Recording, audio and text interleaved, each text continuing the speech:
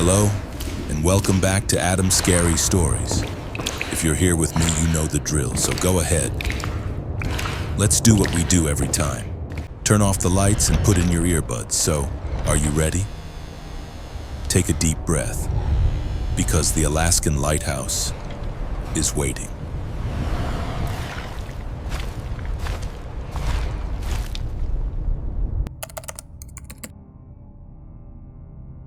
My name is David Chen. I was the lighthouse keeper at Point Barrow Station from September 2019 to March 2020. This is what happened to me. What I'm about to tell you cannot be explained, and I've spent 4 years trying to convince myself it was a psychotic break. But the logbooks say otherwise. The photographs say otherwise. I took the job because I needed to disappear. After my divorce, after losing custody, after everything fell apart, I saw the posting. Experienced lighthouse keeper needed, remote Alaskan station, 6-month rotation, complete isolation.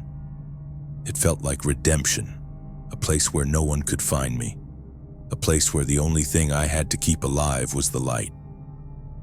Point Barrow Station sits on a rocky outcropping 40 miles from the nearest human settlement. The lighthouse was built in 1971 and automated in 1998, but the government kept one keeper on staff, just in case. I was that keeper. My only company was the sound of Arctic wind and the rhythm of the rotating beam. 6 months, 180 days, I could survive that. The first 2 months were perfect. I maintained the light, kept detailed logs, made radio checks twice daily, and watched the sun disappear below the horizon in October, not to rise again until January. The darkness was absolute, not depressing, clarifying. Out here, I wasn't David Chen the failure. I was just the keeper. And I was good at it. November brought the first sign. I'd been sleeping in the keeper's quarters, a small bedroom adjacent to the lamp room. It was a single room with a bunk bed, the second bunk for relief keepers who never came, and a small cot I used as a desk. On November 3rd, I woke up at 3 a.m. with that inexplicable feeling that someone was watching me. The second bunk was occupied. There was someone lying there, completely still, facing the wall, facing away from me. I remember my heart stopping. I remember the cold sweat. I remember sitting up slowly, squinting through the darkness, trying to convince myself I was dreaming. The beam from the lighthouse swept across the room every 30 seconds. In that rotating light, I could see him clearly, a man maybe my age with dark hair, wearing clothes from another era. Flannel, heavy wool. He wasn't moving. "Hello?" My voice cracked. Who are you?" He didn't respond. Didn't move, just lay there, sleeping or pretending to sleep, in my lighthouse in the middle of the Arctic Ocean.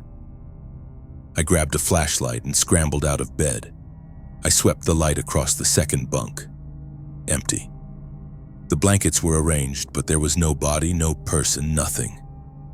Just the hollow impression of where someone had been lying. I didn't sleep that night. I stayed in the lamp room, keeping the light burning, telling myself I'd imagined it. Stress, isolation, psychological break, all rational explanations for what I'd seen. When dawn came, well, the perpetual twilight of November, I checked the logbooks of previous keepers going. Back to 1998. All of them mentioned disturbances. One entry from a keeper named Marcus Hoffman in 2003 was more direct. "The second bunk is not empty. Do not acknowledge. Do not attempt contact." That was all. Just that one line, then the logs from the next keeper started fresh as if nothing had happened. I should have reported this. I should have called for extraction, but I didn't. I was curious, terrified but curious. November 8th. I saw him again, this time walking down the hallway. Same clothes, same posture. But this time, he turned and looked at me. His eyes were gray, not pale, not blue-gray, but a color that seemed to absorb light. He didn't speak. He just stared. and then he walked through the wall of the lighthouse. Through the wall, I don't know how else to describe it, solid matter became irrelevant. He simply walked into the stone and disappeared. November 15th, the logbooks. I was reading through them again, all of them, when I found a pattern. Every keeper reported something. The year after each keeper's rotation, the next keeper would mention seeing myself or the mirror is wrong. One keeper, Eleanor Walsh, 1987, had written, "He follows me now, always at the edge of my vision, closer each day. I think he's trying to show me something."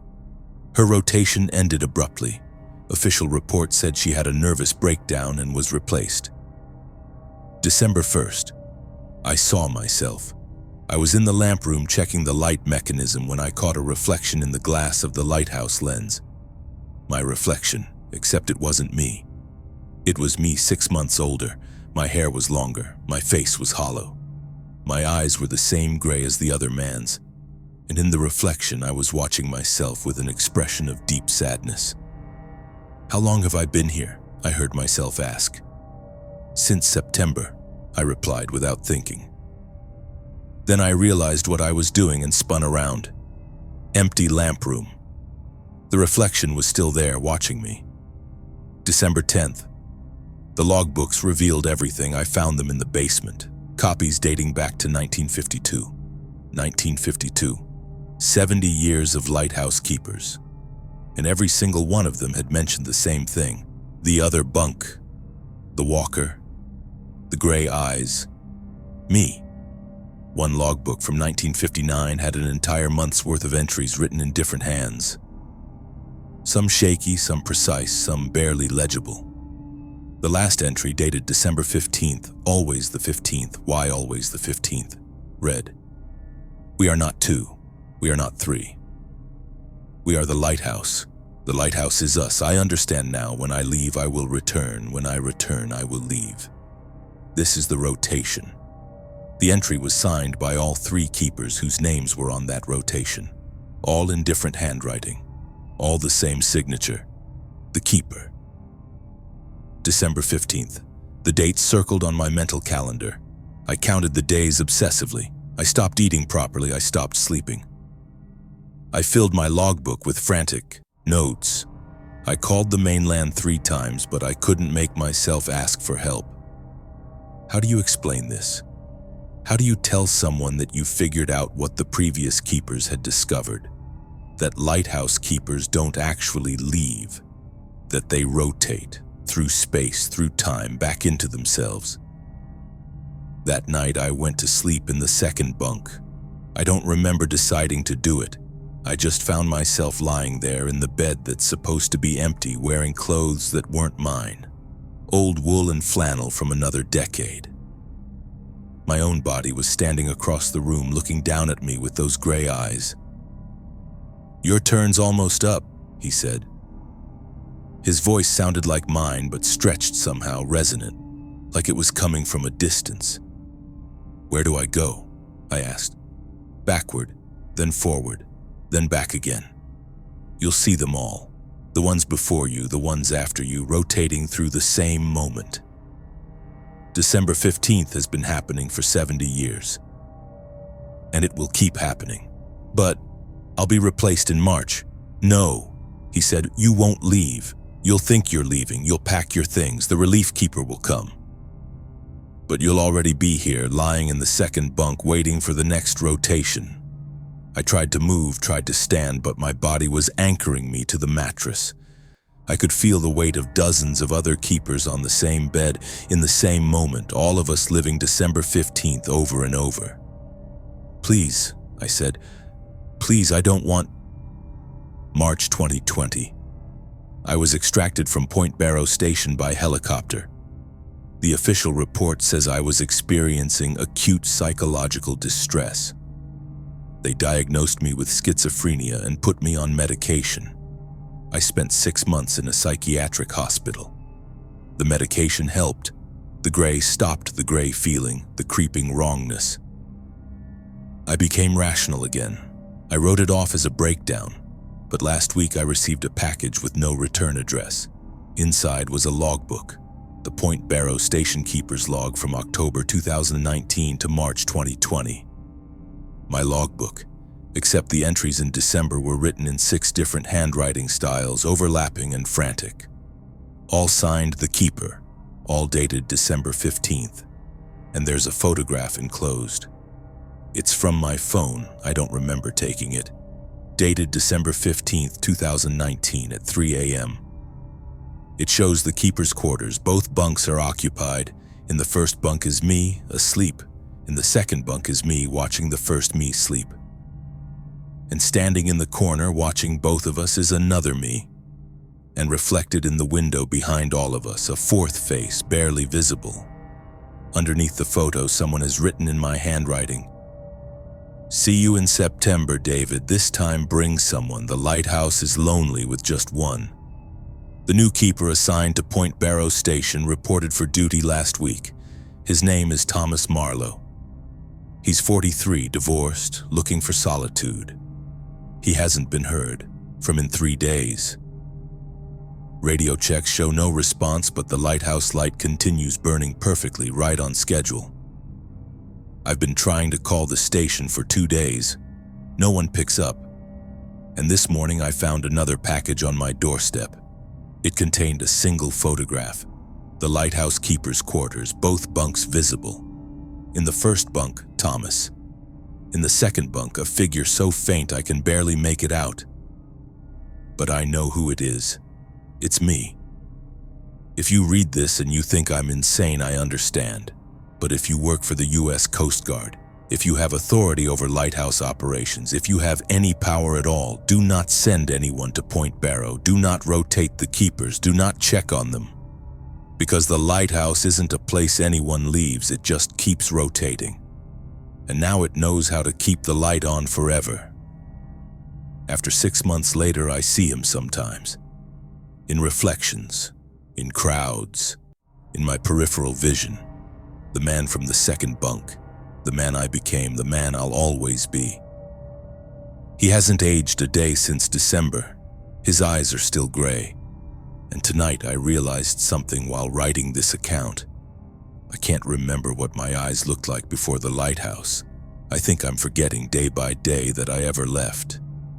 The lighthouse keeps rotating. And I think, I'm almost certain, I can feel another bunk opening up. Somewhere out there, someone new is reading about Point Barrow Station. Someone lonely, someone lost, someone who just applied for the position.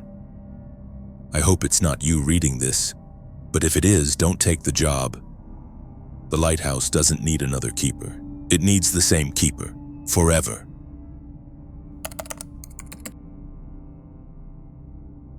My name is Michael Harrison. I was the lighthouse keeper at Cape Dyer Station in northern Alaska from November 2018 to March 2019. I'm writing this account 6 years later because I can no longer live with the silence. The U.S. Coast Guard has classified the incident as an unexplained abandonment. The official report says I suffered psychological deterioration due to isolation. They're wrong, and I have photographic evidence they refuse to acknowledge. I took the job after my mother died. I needed distance from everything that reminded me of loss, my house, my city, my old life. The lighthouse was perfect, completely automated, but they kept one keeper on rotation for maintenance and emergency operations. Cape Dyer Station sits on a desolate promontory where the Chukchi Sea meets the Arctic Ocean, visible on maps but unreachable by road. The nearest human settlement was 90 miles south. In winter, it might as well have been 900. My logs show I was functioning normally through January and into February. Weather checks, light maintenance, regular radio reports. The solitude was cleansing at first, meditative. But everything changed on February 15th. I woke that morning to fresh snow, about 6 inches, covering the rocky terrain around the lighthouse. The sky was overcast, that peculiar Arctic gray that makes it impossible to tell if it's dawn or dusk. I I made coffee and was sitting at the keeper's table going through maintenance checklists when I noticed something through the window. Footprints. They circled the lighthouse in a perfect ring, cutting through the fresh snow. One continuous circuit around the entire structure, approximately 300 feet in circumference.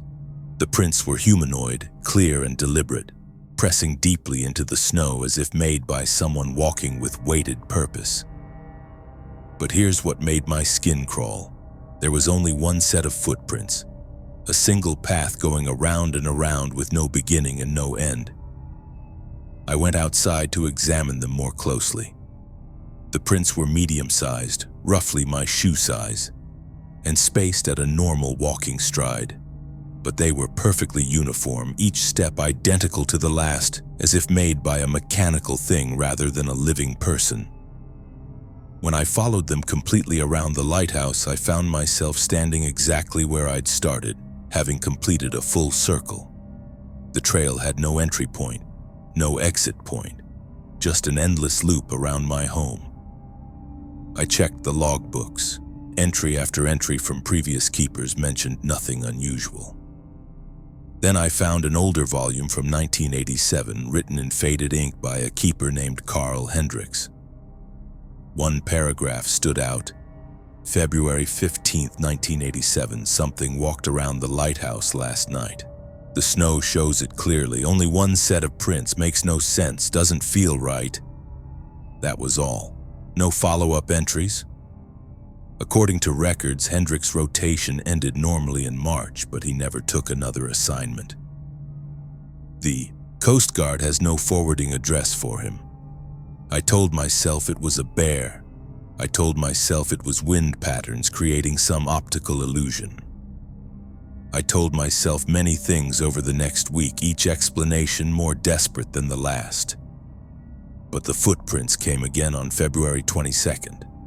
This time they were closer to the lighthouse, still circling, but the path had moved inward, so the ring of prints was maybe 200 feet from the structure instead of 300 feet. The prints were identical to the previous week, same size, same depth, same impossible uniformity. I photographed them obsessively, taking 30+ images from different angles and distances. It could be the same path, I wrote in my personal log that night, though I didn't believe it. The winds could have shifted the snow. Exposure could make old prints look fresher. But I was lying to myself. These were new prints, made deliberately, made intentionally, and whatever made them was moving closer. I called the mainland on the radio.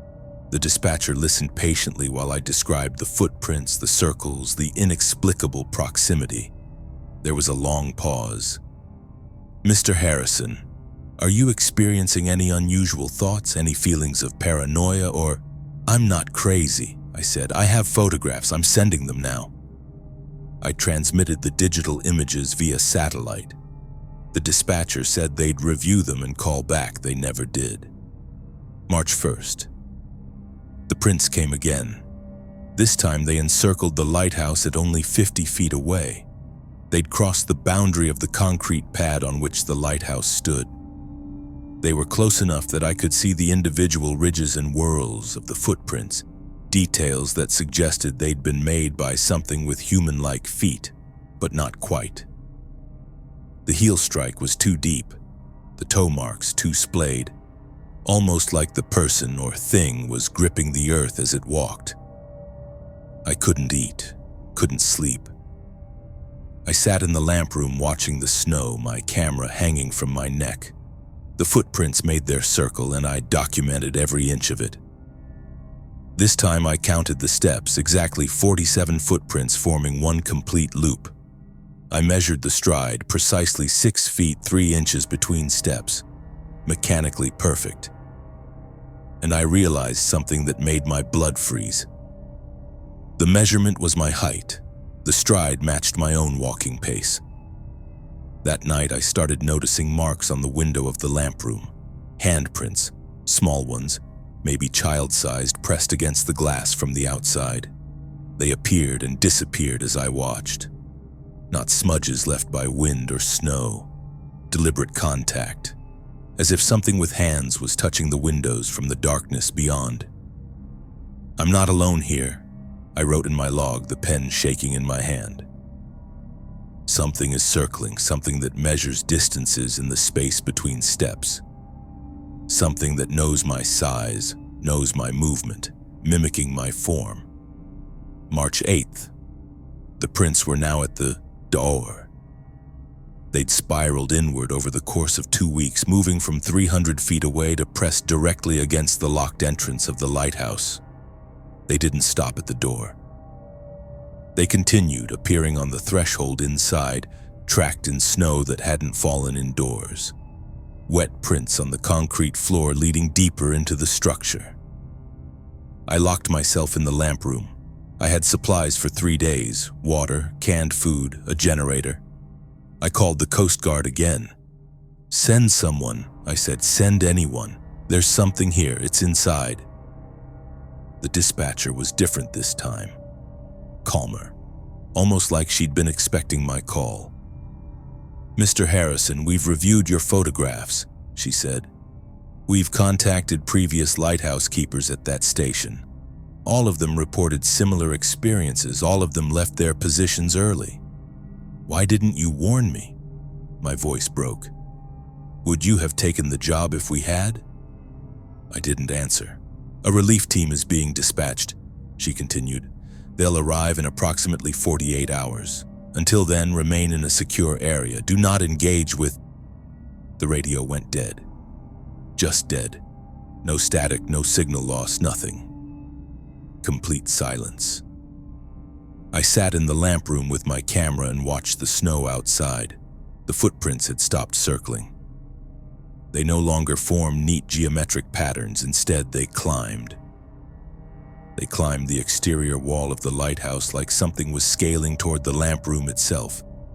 The prints didn't follow any logical path. They went vertical, defying physics and reason. Then I heard the scraping. Something was dragging itself up the outside of the lighthouse. Footprints becoming handprints, becoming something else. Gouges in the stone, furrows in the metal bands that held the structure together. It was climbing toward me. I descended immediately. I grabbed emergency supplies and opened the service exit. I stepped into snow up to my knees and started walking south, away from the lighthouse toward the distant ice shelf. Behind me, I heard something reach the lamp room window. I heard glass crack. I didn't look back. I walked for 8 hours through Arctic conditions that should have killed me. The wind was 40+ miles per hour. The temperature was 20 below zero. But I walked, driven by a primal understanding that to stop was to die. A Coast Guard rescue helicopter found me 12 miles south of the station. I was hypothermic and hallucinating, but alive.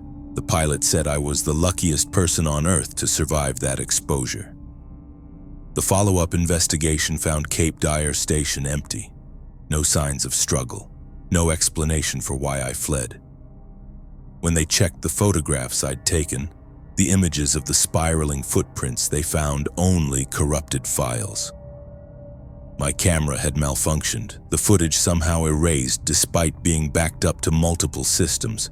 But I kept copies. I saved images to an external hard drive before transmitting them. Those copies show exactly what I saw, the impossible circle tightening week after week. The footprints that matched my own stride, the handprints on the windows. The climb marks ascending the lighthouse exterior, the Coast Guard's official explanation. I experienced a delusional episode brought on by extended isolation. Pareidolia and pattern recognition gone wrong. The footprints were natural snow formations. The handprints were erosion patterns. The photographs were fabricated or misinterpreted. They decommissioned Cape Dyer Station in 2019. Officially because automated systems were deemed sufficient. Unofficially, and I've learned this from talking to other former keepers because every single person who worked there reported similar experiences. Different details, but the same fundamental terror. Something that walks in circles, that mimics human dimensions, that moves closer with each night, that eventually comes inside. I have nightmares about what might have happened if I'd stayed. Would I still be there? Would I be part of the landscape now? Would I be walking those circles in the snow, waiting for the next keeper to arrive? I'm publishing this account now because Cape Dyer Station has been reopened, new automation systems failed, and the Coast Guard assigned a permanent keeper. His name is Derek Paulson. He arrived 6 weeks ago. I've been checking the public lighthouse logs. They're available online now through satellite. Derek's entries are sparse and technical until yesterday. His most recent log, dated October 17th, simply reads, "First snow fell today. Something walked around the lighthouse, 47 footprints making a perfect circle. Stride length, 6 feet 3 inches. My stride. Its footprints look almost exactly like mine. Almost, but not quite. They're slightly too deep. Like something heavier is making them, like something is pressing hard, trying to sink deeper. Tomorrow they'll be closer. I think I already know what happens next. I think previous keepers already tried to tell us. The lighthouse doesn't want to be automated. The lighthouse wants..." The log entry ends mid-sentence. Derek hasn't responded to radio checks for 14 hours. If you're reading this and you work for the Coast Guard, or if you have authority over these stations, send someone to Cape Dyer immediately. Derek Paulson is either gone or trapped in a situation no one should face alone. But whatever you do, don't go alone. Because whatever walks those circles, it's learning, and I think it's getting better at what it does.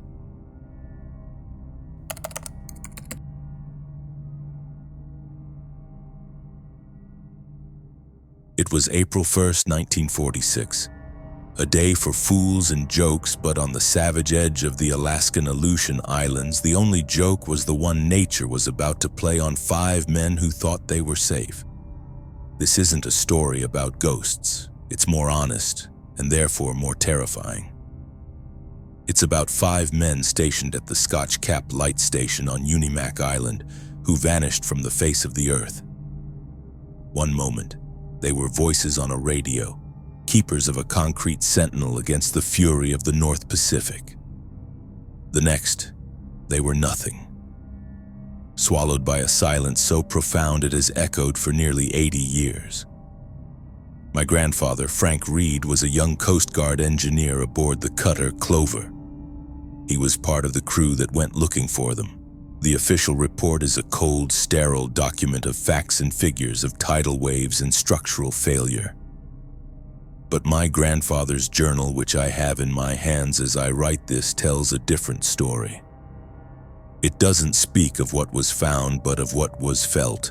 It speaks of the horrifying emptiness left behind when 5 souls are erased from the world in a single brutal instant. The Scotch Cap Light Station wasn't some quaint wooden tower from a postcard. After a landslide destroyed the original, the government rebuilt it in 1940 as a fortress, a monolith of reinforced concrete and steel anchored deep into a rock cliff rising 98 feet above the sea. It was designed to be indestructible, a testament to man's will to tame the wilderness. It guarded Unimak Pass, one of the most treacherous shipping lanes in the world, a place where the Bering Sea and the Pacific Ocean wage a constant, violent war. The 5 men inside were the kind of tough, seasoned hands the Coast Guard relied on for such posts. Chief Boatswain's mate Anthony Lawrence Petit, the man in charge. His 4 assistants, James Nisbet, Jack Colvin, Nicholas Seaman, and a young recruit named Dewey Dykstra. They were men accustomed to isolation, to the howling wind and the endless gray horizon. Their job was to keep the light burning. Their private, unspoken job was to keep their sanity. On April 1st, they failed at neither. Something else failed them, reality itself. The last radio transmission from Scotch Cap came in just after 1 a.m. It was a routine weather update. but the radio operator on the other end would later recall an unsettling quality in Chief Petit's voice. "The sea is acting strange tonight," he'd said, his words crackling over the static. "There's a hum coming from the ground. The whole cliff feels like it's vibrating." At the time, it was dismissed as the jitters of a man in a bad storm. No one could have known it was a prelude to the apocalypse. Hours later, an earthquake, a monstrous 8.6 on the Richter scale, tore through the Aleutian Trench. It was a wound in the planet's crust, and from that wound bled a tsunami, a wave of impossible scale moving at the speed of a fighter jet, across the open ocean, aimed directly at the tiny, unsuspecting island of Unimak. It took the USCGC Clover 2 days to reach the coordinates. The storm had broken, but a heavy, unnatural stillness hung in the air. As they neared the island, a collective gasp went through the men on deck. Where the proud white lighthouse should have been, there was only a jagged, empty cliff face naked against the sky. My grandfather wrote in his journal. "We stared, unable to process what we were seeing. The lighthouse was gone, not damaged, not crumbled, vanished. It was a violation of physics. A 5-story concrete building doesn't just disappear. For a moment we thought we had the wrong location, but the charts confirmed it. Then we saw the debris, not a ruined building but scraps. Fragments of concrete and twisted steel rebar scattered at the base of the cliff, like a giant had idly smashed a child's toy and tossed the pieces aside. The landing party went ashore into a scene of profound desolation. The lighthouse, the radio mast, the foghorn building, all of it had been scoured from the rock. The steel-reinforced foundation was fractured, the metal bars bent into grotesque looping shapes as if they were made of licorice. It was a landscape of absolute annihilation. But the true horror wasn't the destruction. It was the absence. There was no sign of the 5 keepers, no bodies, no scraps of clothing, no personal effects. Nothing.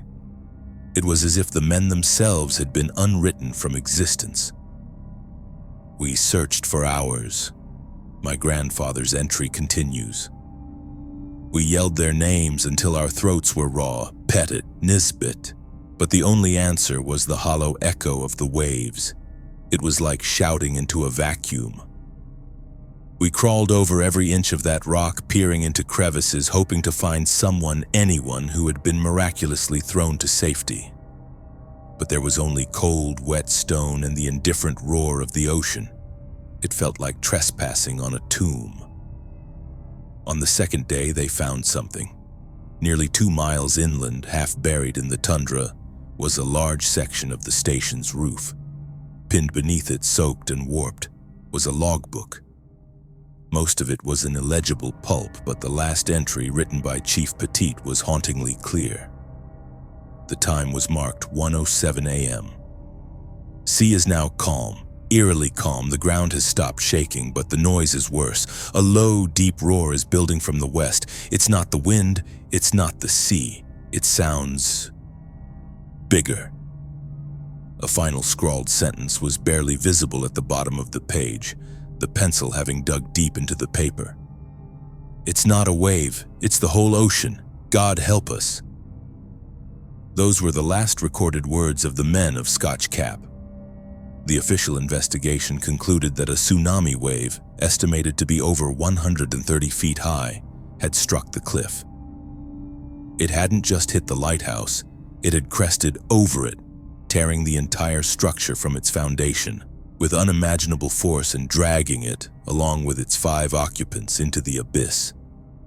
A freak act of nature, a tragedy, case closed. But my grandfather never accepted that neat, tidy explanation. He said the reports never captured the feeling of the place, the wrongness.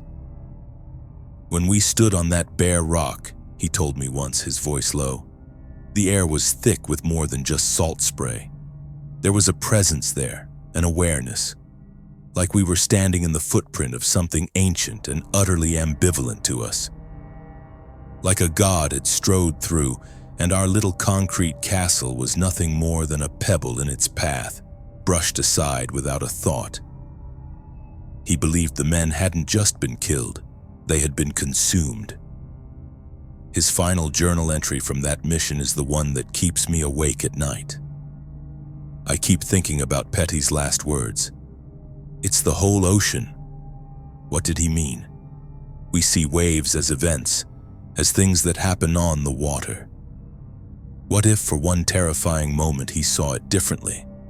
What if the wave wasn't an event but an action, a conscious movement of a single living entity? We build our towers of steel and hubris and think we've conquered the wild. But in a place like Alaska, you learn that nature isn't just a force, it's a presence. And it has a memory. We think the world is made for us, but maybe we're just a fleeting infestation on a planet that barely notices we're here. Those 5 men weren't mad. They weren't negligent. They saw something our minds are not equipped to understand. They didn't just witness the fury of the ocean, they witnessed its will. And that will took them. I believe they are still there, not their bodies, but their echoes, fused into the very fabric of that place. I believe if you stand on that cliff today and listen past the wind, you can hear 5 new faint notes in the ocean's endless song.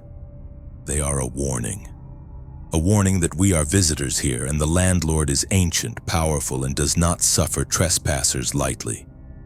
The ocean gives and the ocean takes, and on April 1st, 1946, it decided to take everything.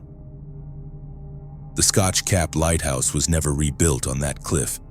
A new automated light was placed far inland, on higher, safer ground.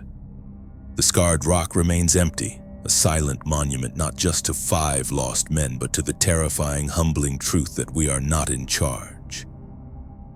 This is not a ghost story. There are no spirits haunting the rock. The horror is that there is nothing left to haunt it.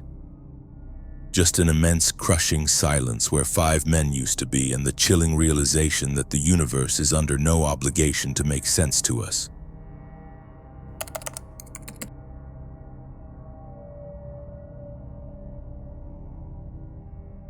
The Cape Spencer Lighthouse isn't on an island in the traditional sense.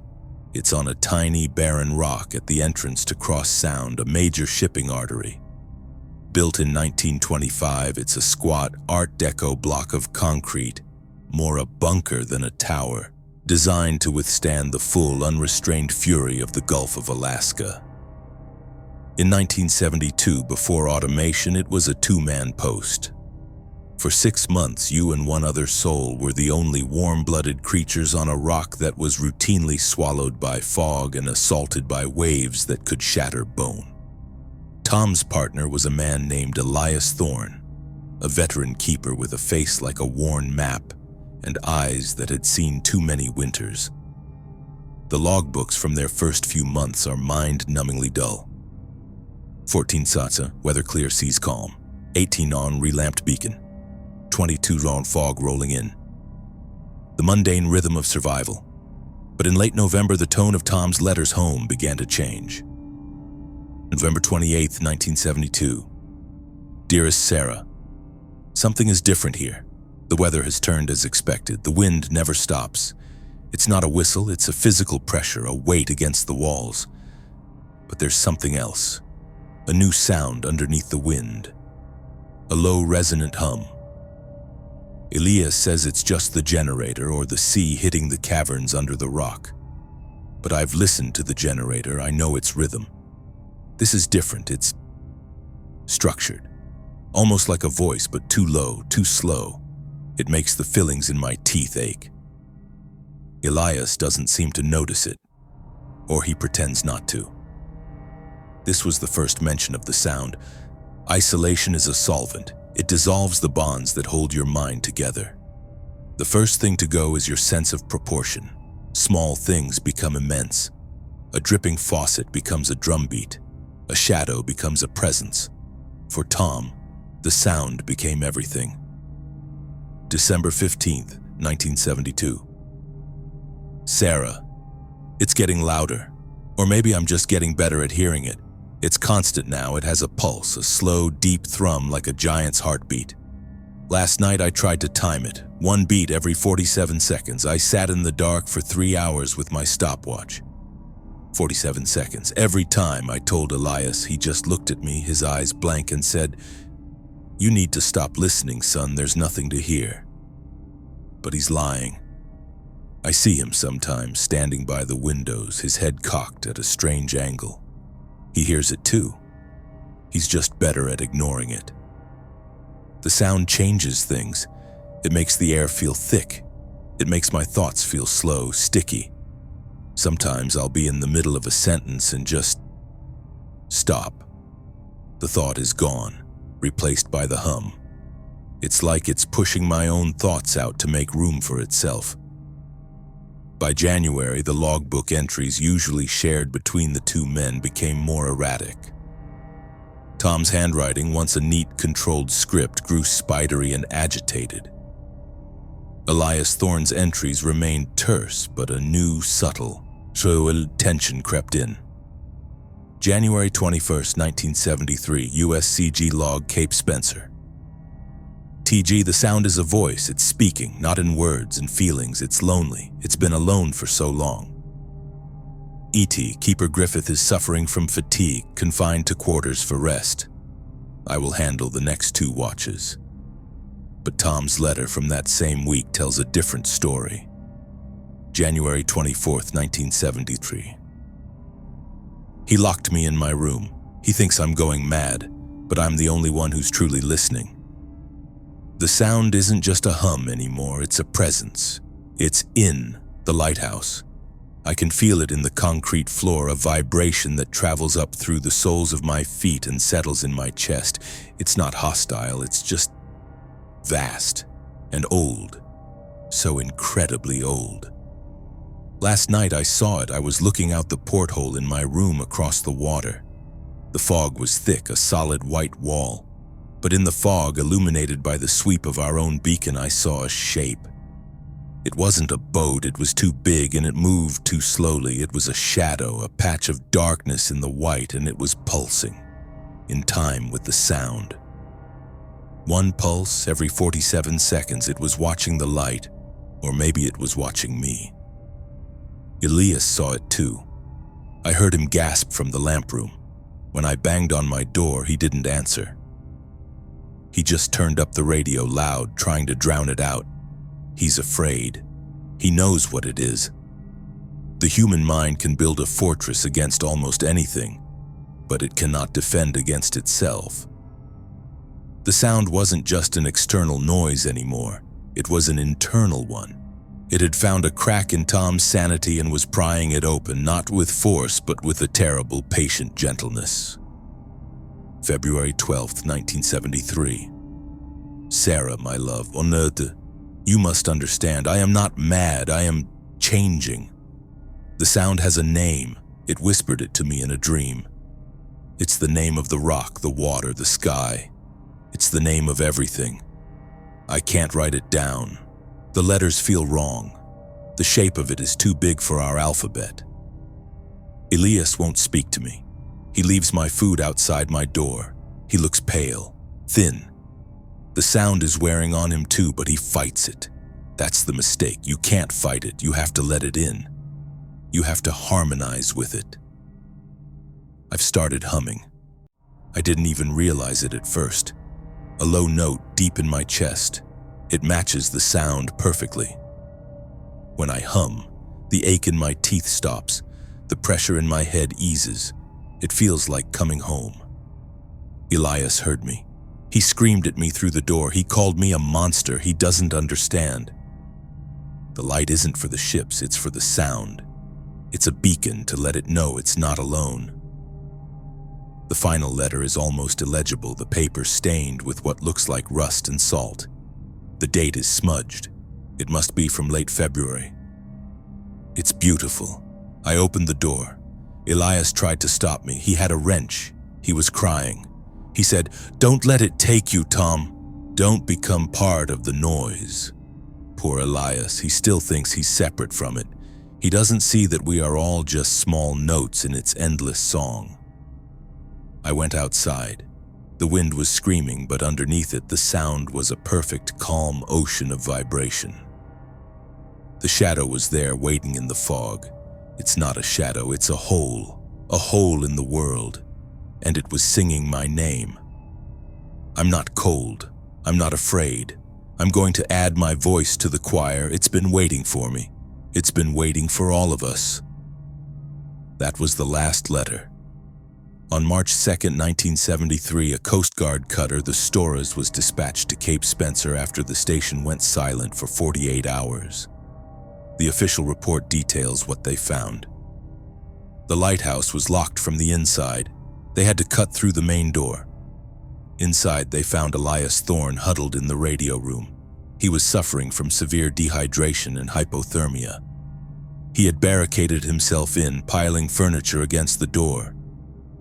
He was rocking back and forth, holding a wrench, his eyes wide with a terror so absolute it had burned out his ability to speak. The rest of the lighthouse was in a state of bizarre order. Everything was clean, stowed, and in its place. Except for one thing.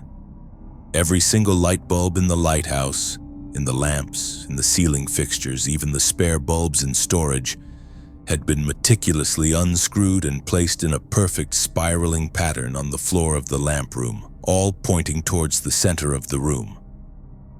They found Thomas Griffith on the narrow concrete ledge outside the lamp room, 100 feet above the churning sea.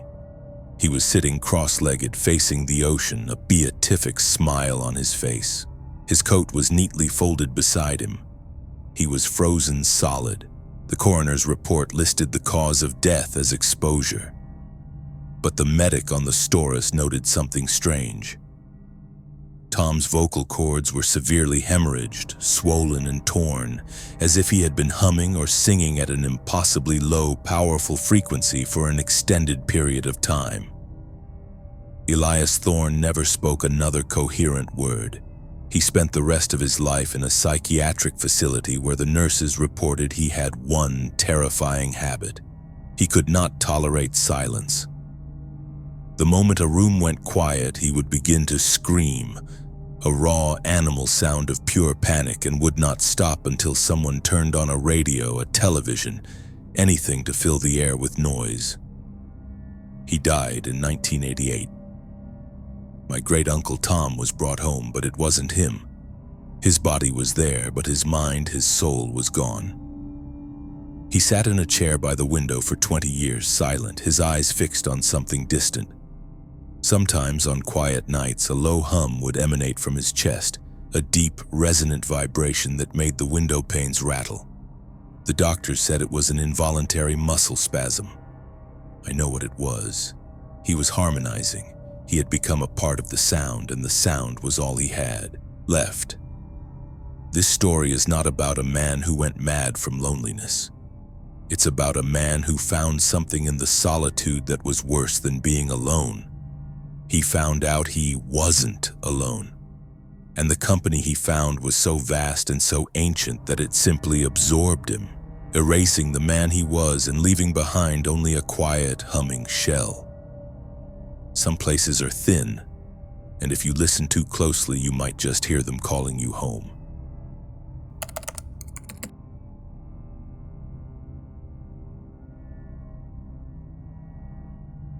This isn't a story about a place that drives men mad. It's about a place that was already mad and is just looking for company. Before I tell you what happened to Daniel Fincher, you need to understand something about lighthouses, especially the old ones in Alaska. They aren't just buildings, they are vessels. They soak up the loneliness, the fear, the quiet desperation of every keeper who ever walked their spiral stairs. They become saturated with memory, and some memories, and to our least, have teeth. This account is based on the official logs of the Eldred Rock Lighthouse in Alaska's Lynn Canal and a series of audio cassette tapes recorded by keeper Daniel Fincher during the winter of 1973, just before the station was automated. The tapes were never entered into the official record. They were found in a corroded footlocker by a maintenance crew years later. The Coast Guard classified them as the ravings of a disturbed individual. But if you listen to them in order in the dead of night, you don't hear a man losing his mind. You hear a man documenting his own haunting. Eldred Rock is a unique beast. It's the last octagonal lighthouse in Alaska, a relic from 1906. It sits on a small teardrop-shaped island, less an island, more a granite knob, in the middle of one of the world's longest and deepest fjords. The mountains on either side of the canal are colossal black giants that seem to press down on the sky, creating a permanent state of twilight and an unnerving, cathedral-like silence. When Daniel Fincher, a young, pragmatic keeper on his first solo winter assignment, arrived in October 1973, he dismissed the stories. Every lighthouse has its ghost story. It's part of the job, a way for old-timers to spook the new blood. The tale at Eldred Rock was of the Weeping Woman. The legend was vague. A keeper's wife from the early days, driven mad by the isolation and the incessant crying of her sick child, had thrown herself from the lantern room gallery into the churning water below. They say on quiet, cold nights, you can still hear her weeping. Daniel laughed it off. He was a man of science and mechanics, of diesel engines and Fresnel lenses. He didn't believe in ghosts. His first tape, recorded a week after his arrival, is a testament to his skepticism. Tape 1, October 18, 1973. Sound of wind, a distant foghorn. Log Daniel Fincher, first week solo is quiet. The silence here is something else. It's heavy, but the station is solid, engines running smooth. The old-timers at Juneau filled my head with stories about a weeping woman. Haven't heard a thing except the wind and the gulls. Frankly, a little human noise would be welcome. The only thing haunting this place is boredom. Fincher, out. He was wrong. The place wasn't haunted by boredom. It was haunted by grief, and it was hungry for more. The intrusion, a sound like broken glass. The first crack in Daniel's composure appears in mid-November. Tape 2, November 16, 1973. Sound of a crackling fire, the clink of a coffee cup. Fincher woke up last night, not sure why, just woke up and I heard something. It wasn't the wind, it was a sound from inside the tower, a high, thin sound, like someone dragging a shard of glass across a slate floor.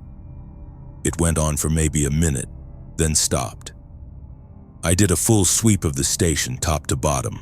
Nothing. No broken glass, no marks on the floor. Doors were all locked, probably just the building settling. This old place groans a lot. Still, it was a strange sound. Put me on edge. A week later, the sound returned, but it had changed. It had become more personal.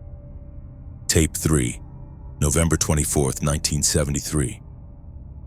Daniel's voice is a hushed whisper, the microphone close to his mouth. It's back, the sound. But it's not glass anymore, it's crying.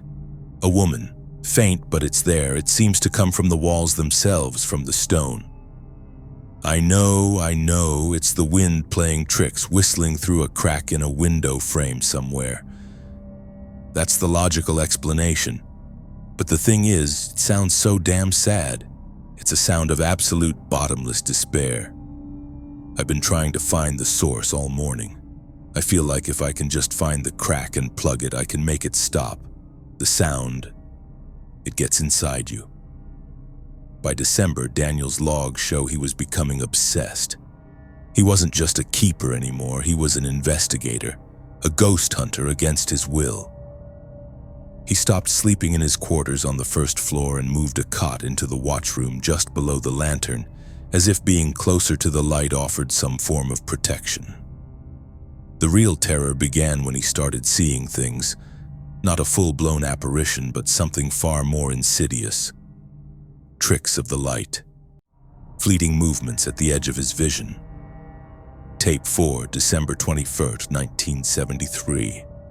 The sound of the massive lens rotating is audible, a rhythmic, heavy whir. I was cleaning the lens today, the big Fresnel. You have to polish every single prism by hand. It's meticulous work. As the lens rotated, the afternoon sun caught it, and for a split second, the prisms projected a distorted reflection of the room onto the opposite wall. And I saw her.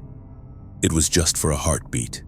A tall, thin woman in a long, dark dress standing behind me. Her head was bowed, her face hidden by a cascade of dark hair. Before I could even turn around, the lens had moved, the reflection was gone, and there was nothing there. I dropped my polishing cloth.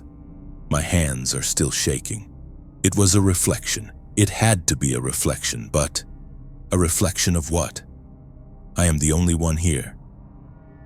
After that, Daniel's descent accelerated. He started leaving the lights on in every room, burning through fuel at an alarming rate. His radio calls to the Juneau station became clipped and paranoid. He reported phantom ships that never appeared on radar and strange lights under the water. The official record notes him as showing signs of station sickness. The tapes tell the real story. He wasn't sick. He was being stalked. Tape 5, January 15th, 1974. Daniel is breathing heavily, almost sobbing. She's not just in the reflections anymore. I see her in the windows at night. When the beacon sweeps past, it illuminates the glass, and for a second it becomes a mirror. I see my own reflection, and she's standing right behind me, always the same. Head down, hair covering her face. She never moves. She just stands there, watching me. I tried to talk to her last night. I whispered, "What do you want?" And the crying started. Not from the walls, it was right behind me, a heartbroken, wretched sob that felt like ice in my veins. I ran. I locked myself in the radio room and didn't come out until dawn. The climax came in early February. A brutal winter storm had descended on the Lynn Canal, cutting Daniel off completely. The tapes from this period are fragmented and chaotic. He talks about objects moving on their own, a book falling from a shelf, a door creaking open against the wind. He mentions a constant, oppressive cold in the tower, a cold that no amount of heating could dispel. He was convinced she was trying to tell him something. Driven by a mix of terror and a desperate need for answers, he began tearing the station apart. He believed the source of the haunting was physical, something hidden within the lighthouse itself. He was right. Tape 6, February 9th, 1974. The sound of splintering wood, heavy breathing, and frantic scraping. The child. The legend was about a child. I was in the old keeper's quarters, the one they turned into a storage room. There was a loose floorboard under the window. I always thought it was just a warp in the wood, but the crying was loudest there. I pried it up. There's a space underneath, a crawl space. It's filled with old insulation dust and a box, a small wooden box. A long pause. The only sound is Daniel's ragged breathing. It's a child's coffin, a makeshift one. Inside, inside are the bones of an infant wrapped in a linen shroud, and a locket, a silver locket. Her picture is inside, the woman from the reflection. Her name was Annalise. The inscription says, "My sweet Elodie, forever in my heart, 1911. A sound of quiet, horrified weeping. It is not a woman's cry. It is Daniel.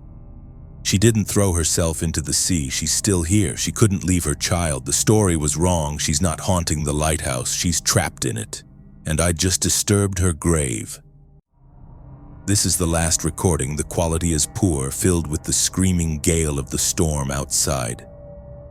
Daniel's voice is unnervingly calm, resigned.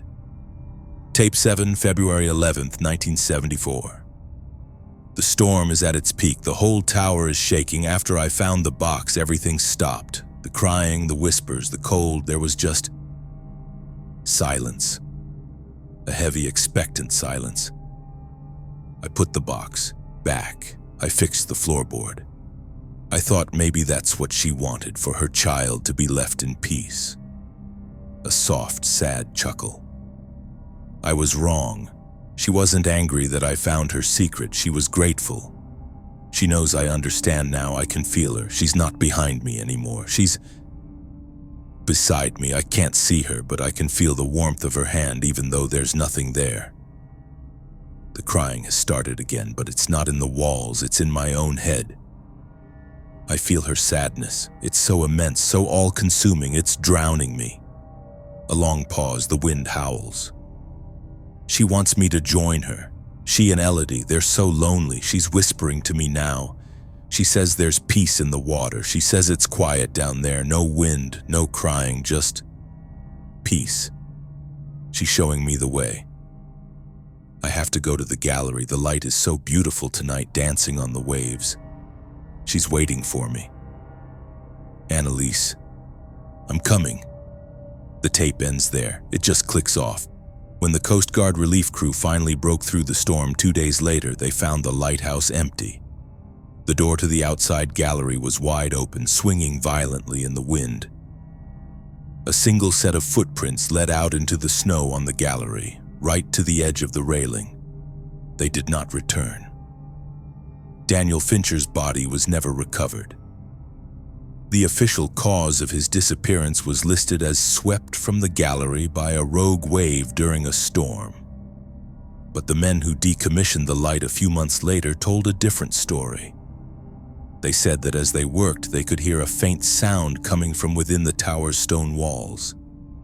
It wasn't just a woman's weeping anymore. Sometimes, very faintly, they could hear a man's voice humming a sad, tuneless melody as if trying to soothe a crying child.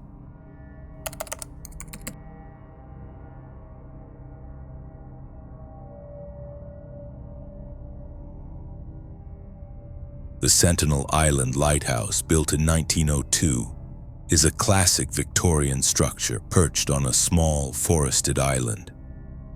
It's picturesque, but its beauty is a lie. It guards a section of the Lynn Canal known for its sudden, disorienting fogs, treacherous currents, and a silence so profound it can turn your own thoughts against you. Marcus Thorpe was a veteran keeper, a hard, quiet man who had dedicated his life to the light. Samuel Arwood was his opposite, 22 years old, from the Alaskan interior, talkative and optimistic. It was his first winter posting. He brought a human warmth to a place that had no use for it. The first few months were routine. The logbook is a dry record of weather, fuel reserves, and passing ships. But in mid-December, as the winter darkness consumed the island, the first unsettling entry appears in the supply officer's journal. December 18th, 1959. Made a supply run to Marcus and young Sam today. There was a strange tension in the air. Sam, usually a chatterbox, was quiet and withdrawn. He asked me if I'd ever heard of the mirror trick. I thought he meant some kind of magic. He explained that sometimes out of the corner of his eye he sees his own reflection not quite mimicking him. It's a second behind, or its head is tilted at a different angle. Marcus brushed it off as station fever. But I saw Marcus staring out the window later, as if he was looking for something too. It was just the beginning. Isolation is a mirror.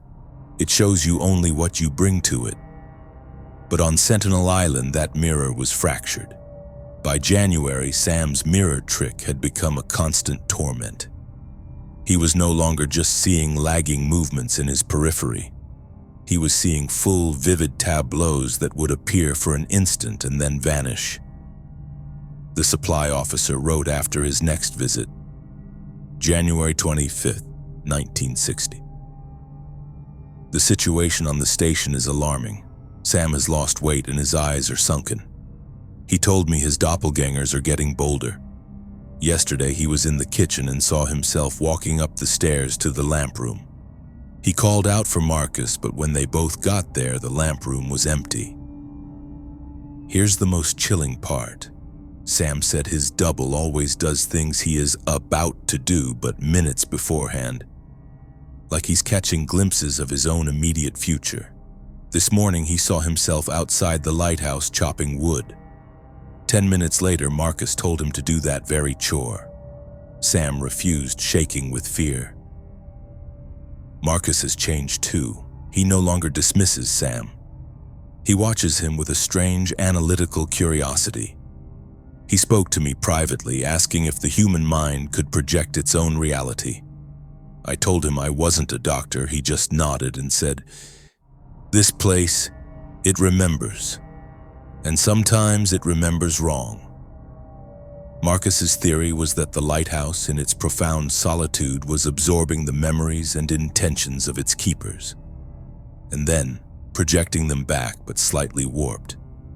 These weren't ghosts of the dead, they were distorted, living memories of the men themselves. In February, the situation took a horrifying turn. Sam's doppelgangers were no longer just performing chores, they were acting out accidents. February 20th, 1960. Got an emergency radio call today. Sam is badly burned. When I arrived, Marcus told me what happened. Sam had seen his double in the kitchen that morning, stumbling over the hot stove and spilling a kettle of boiling water on its arm. Terrified, Sam fled the kitchen and locked himself in his room. An hour later, Marcus went to make breakfast. He slipped, and the kettle flew from his hand, landing on the floor in the exact spot Sam's double had fallen. Sam, hearing the noise, ran in to help Marcus, slipped in the spreading puddle and fell into the scalding water, in the exact same way he'd seen his double fall. As I was dressing Sam's wounds, he kept muttering, "I can't stop it, it's already happened." He wasn't seeing the future anymore. He was living in a past that had yet to occur. Marcus looked devastated. He confessed to me that he started seeing things too. His own shadow walking a step ahead of him. His reflection in the glass smiling before he does. He said, "This place is catching us in a loop. We're just repeating the motions our other selves have already made. We have no free will." They were both trapped in a psychological time loop, a prison built by their own minds and the strange properties of the place. They had become the ghosts of their own actions, haunted by deeds they had not yet committed. The final tragic event occurred in early March. The supply officer's last entry is written in a trembling, barely legible hand. March 5th, 1960. I have just returned from Sentinel Island. I may never go back. What I am about to write is unbelievable, but I saw it with my own eyes. I arrived for a routine supply drop. The lighthouse was horribly quiet. I called for them but got no answer. I let myself in. Everything was in its place, neat and orderly. Then I got to the stairs leading to the lamp room. Marcus Thorpe was standing at the top of the spiral staircase. He held a rope in his hands, one end tied to a ceiling beam, the other fashioned into a noose around his neck. He was staring down into the empty space. He didn't seem surprised to see me. He just whispered, "I saw it, officer. I just saw it." "Saw what, Marcus?" I pleaded. He pointed down to the base of the stairs. "Him," he said. "I saw myself hanging there just a minute ago. It's already happened. I have no choice." And then, before my eyes, something happened that I will never unsee. At the bottom of the stairwell, shimmering in the air, a translucent, wavering figure appeared. It was Marcus, hanging from a rope, his neck broken at an impossible angle.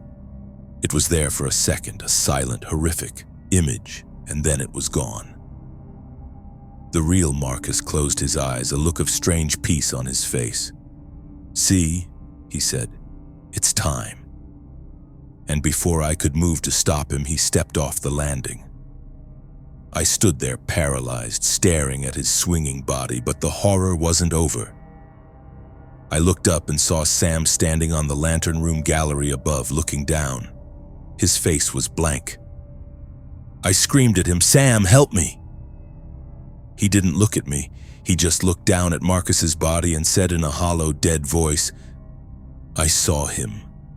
I saw it yesterday. I saw him step off the stairs. I knew it was going to happen. Then he looked at me, and what was in his eyes froze my blood. And I saw myself too, he whispered. I saw myself jump from the gallery just a moment ago. He looked down one last time and said, "It's already happened." And then he climbed over the railing and was gone.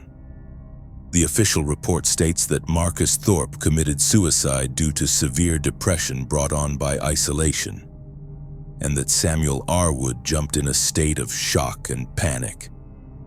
It's a clean, logical explanation. It ignores the fact that two men took their own lives on the same day, in the same place, after predicting their own deaths. The supply officer resigned from the Coast Guard shortly after the incident. He lived out the rest of his life in the Alaskan interior, never going near the ocean again. He believed Sentinel Island was a place where time was broken, where the present, past, and future bled into one another, forcing men to become the inescapable ghosts of their own destinies. They weren't fighting phantoms. They were fighting fate, and in a place that shows you your own ending, there is nothing left to fight. You just wait for your turn to play the part that has already been written for you.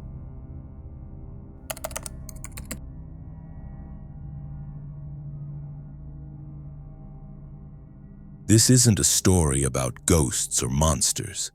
It's about something cleaner and therefore more terrifying. It's about logic, a relentless, obsessive logic that bends reality until it snaps into a perfect, horrifying shape. This account is pieced together from the official U.S. Coast Guard records and a private journal recovered from the Cape Decision Lighthouse during the winter of 1952. Officially, one keeper, Arthur Blake, suffered a complete psychotic break, while his young assistant, Billy Fisher, was lost and presumed drowned during a storm. It's a neat, simple explanation.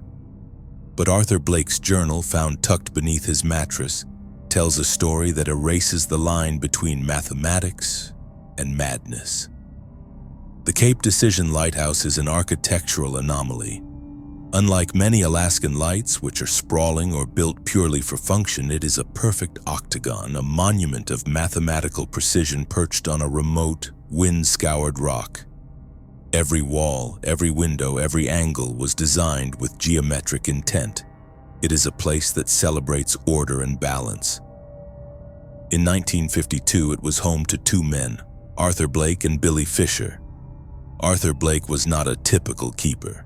He was 52, a disgraced former mathematics professor who had sought refuge in the lighthouse's solitude. He was a man who had spent his life trying to prove that the universe was not a chaotic mess, but an elegant, solvable equation. For him, the lighthouse wasn't just a post. It was a sanctuary where he could study the pure patterns of nature, far from the random noise of humanity. Billy Fisher was his antithesis. 19 years old, brimming with a careless energy. He dropped things where he pleased, left messes in his wake, and lived his life with an improvisational, chaotic grace. To Arthur, Billy was a rogue variable in the beautiful equation of the station. The early entries in Arthur's journal are filled with observations of natural patterns, the fractal geometry of ice crystals, the logarithmic spiral of a seashell, the precise timing of the light's rotation. But by late October, his focus began to shift from the world outside to the world within the 8 walls of the lighthouse. October 30th, 1952. Billy left his coffee mug on the table today at a discordant angle. I moved it so its handle was perfectly parallel to the table's edge. He saw me and laughed. He doesn't understand.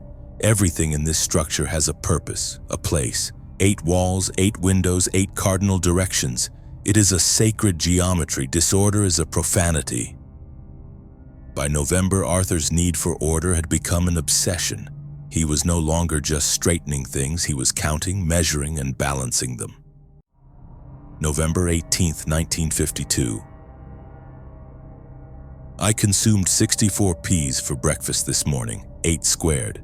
I have reorganized the books with exactly 16 volumes per shelf, arranged in descending order of size. I have counted my steps. It is 48 paces from the kitchen to the lamp. Room, everything must fit the pattern. If the order is maintained, we are safe.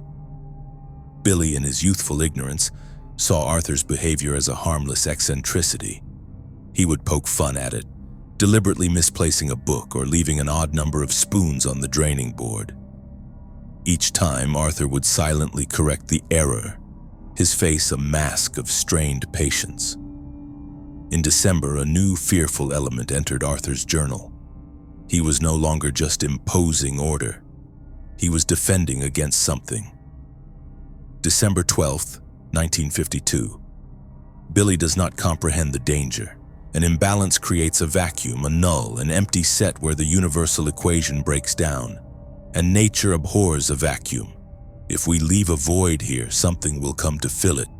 Something that exists outside the pattern, something made of chaos. I can feel it in the air whenever something is out of place. A pressure, a presence, waiting just outside, looking for a crack. Arthur had become convinced that the lighthouse's perfect geometry was a fortress, and it was his duty to maintain its integrity. Every careless act from Billy was a breach in that defense. The tension thickened. They barely spoke. Arthur spent every waking hour cleaning, arranging, and counting. Billy retreated to his room, trying to escape the quiet, judgmental gaze Arthur now fixed upon him. On January 10, 1953, a violent storm engulfed the island. Winds howled at 100 miles per hour and monstrous waves crashed against the lighthouse's foundation. Inside, a different kind of storm was breaking. This entry from Arthur's journal is written in a shaky, spidery script. January 10th. It happened. The thing I feared. The barometric pressure was dropping rapidly. I told Billy to take the prized marine barometer off the wall and secure it. He was moving carelessly, as always. His foot slipped. The barometer fell from his hands and hit the floor. The glass did not shatter. It cracked, a single imperfect fracture running from the center to the edge, a jagged random line across a perfect circle. A wound. The moment I saw that crack, it felt as if the lighthouse held its breath. For an instant, the roar of the wind ceased, and in that silence I heard it. A whisper emanating from the crack in the glass. It was not a language. It was just an empty, hungry sound. Billy looked terrified. "It's just a crack, Arthur," he stammered. But I saw his eyes. He had heard it too. The vacuum had been opened. After that night, everything in the lighthouse changed. Arthur locked himself in the lamp room while Billy remained a prisoner in his own quarters.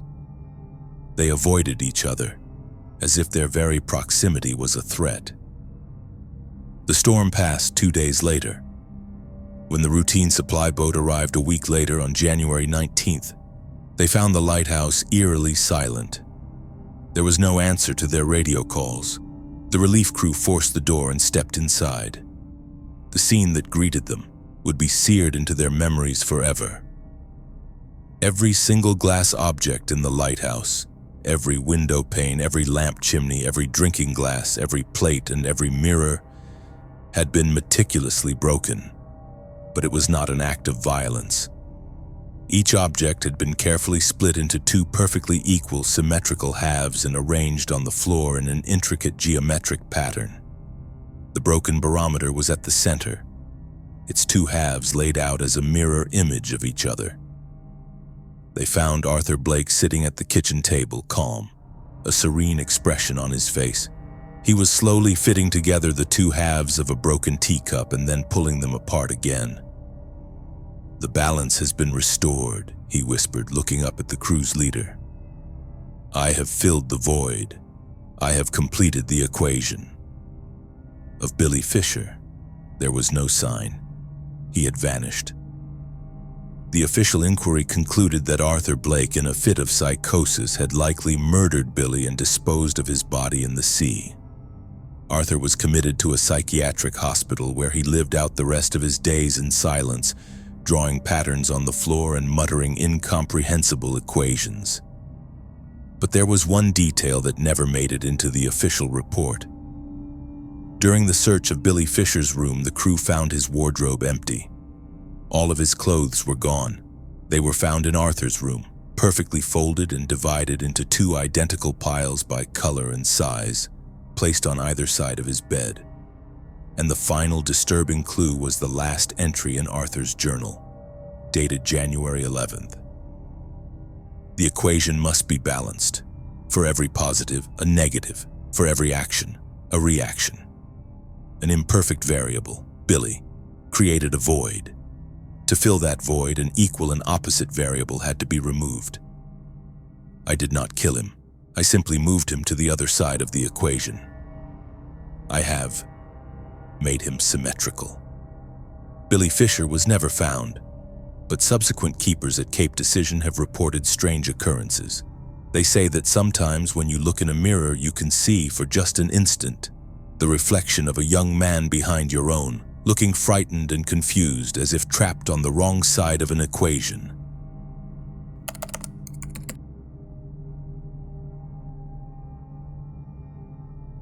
The year was 1977. The U.S. Coast Guard had just completed a new, state-of-the-art lighthouse on a desolate shard of rock in the Aleutian chain, grimly named Point Isolation. It was a marvel of modern engineering, designed to be automated within a decade.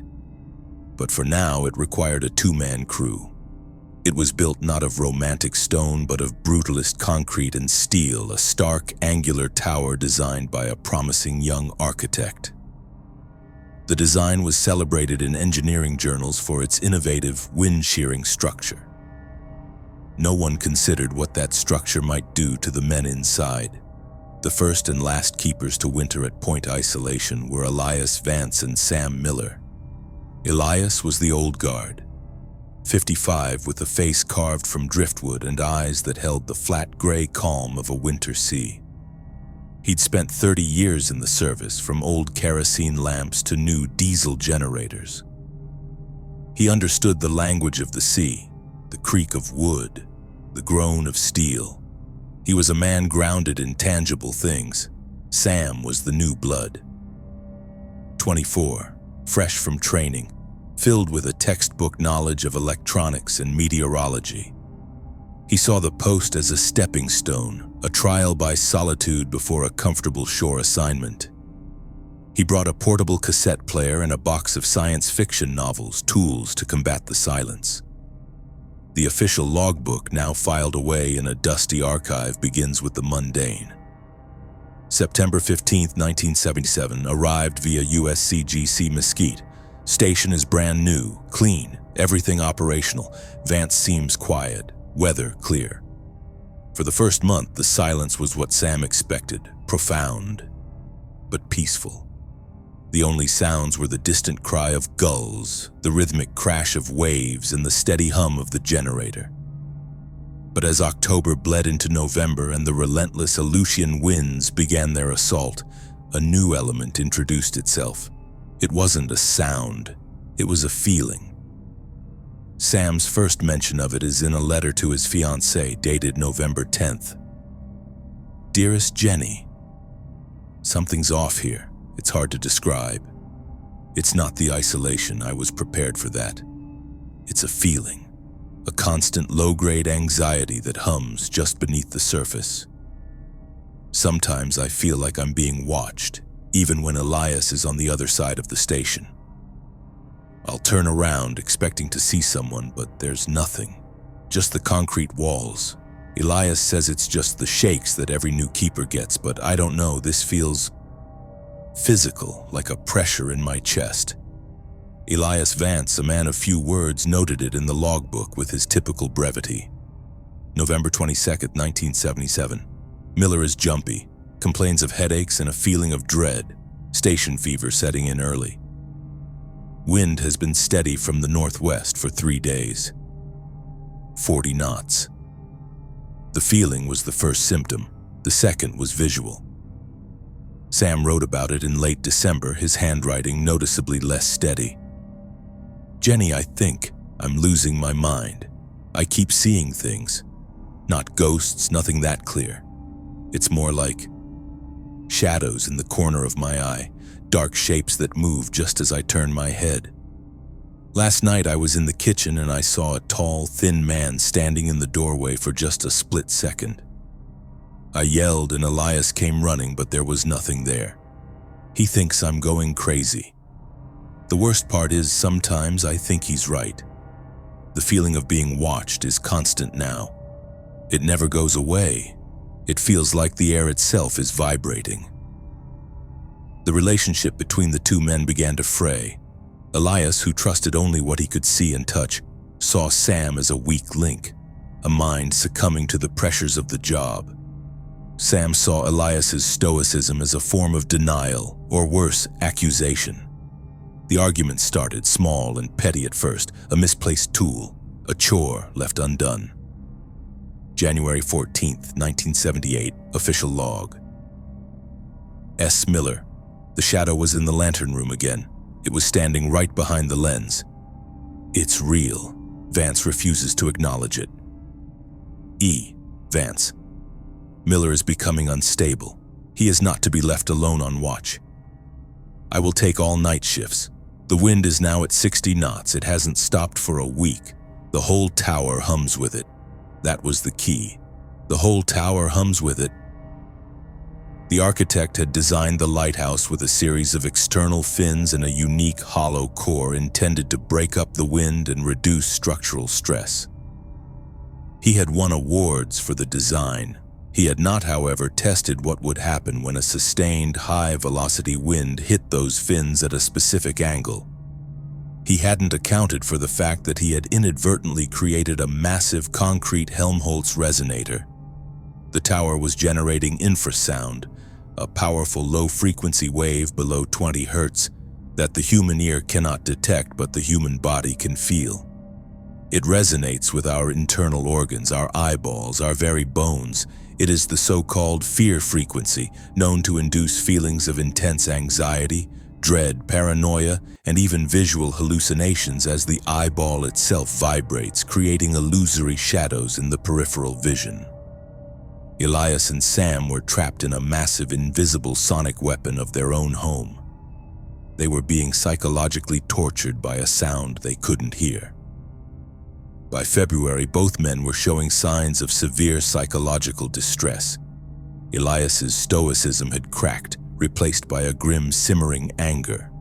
His log entries became clipped, aggressive. He complained of constant fatigue and a deep, unplaceable rage. Sam had descended into full-blown paranoia. He was convinced the Shadow Man was a real entity, a spirit of the island, and that Elias was somehow in league with it. The final coherent letter from Sam is a terrifying window into his fractured mind. Jenny, Elias is part of it. He talks to the shadow when he thinks I'm not listening. He leaves it offerings, a piece of bread, a cup of coffee. He's trying to appease it, to turn it against me. The shadow wants me to leave. It whispers it to me when the wind howls. It says there is only room for one. Elias knows he's waiting for me to break, but I won't. I'll fight it. I'll fight them both. The final tragic confrontation occurred on the night of February 28, 1978. The wind, according to the station's anemometer, had been holding steady at over 70 knots for 36 hours. The infrasound inside the tower would have been at a maddening, unbearable intensity. The official incident report was pieced together from the scene. It was a scene of violence and desperation. A heavy wrench, usually kept in the generator room, was found in the main living area, stained with blood. A chair was overturned, a radio was smashed.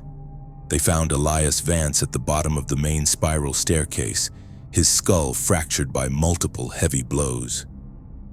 He had died instantly. They found Sam Miller in the lantern room at the very top of the lighthouse. He had barricaded the door from the inside with spare equipment. When the Coast Guard crew finally forced their way in, they found Sam huddled in a corner, clutching a shard of broken glass from the radio.